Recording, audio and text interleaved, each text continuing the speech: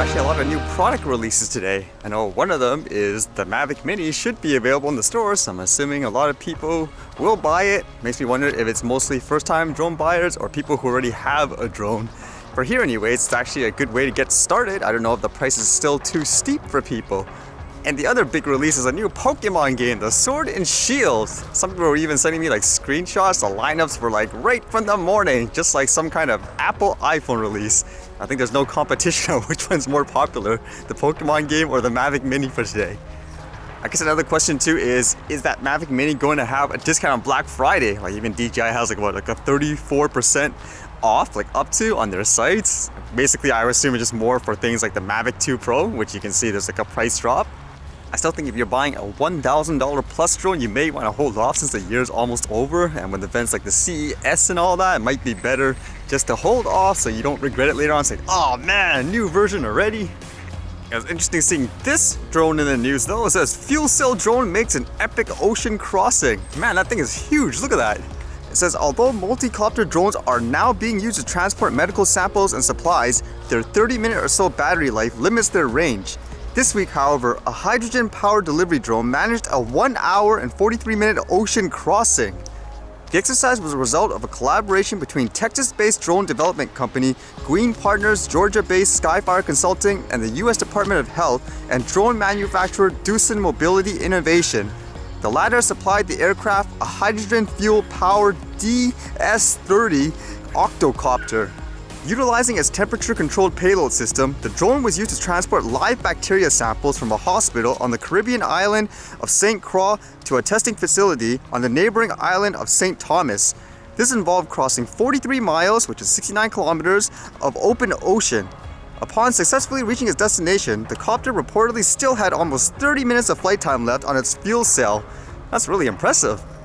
And to be safe, since it's kind of like a test, I guess you could say, it says for this week's flight, a crew followed along beneath the drone in a boat, ready to take manual control if needed.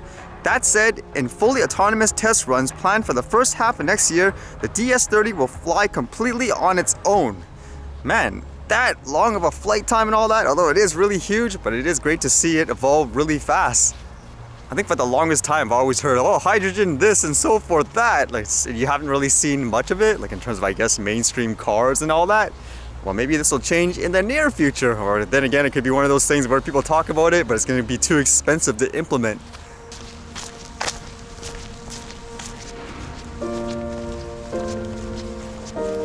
I love that look when you have the sunlight and the mist shining through the forest.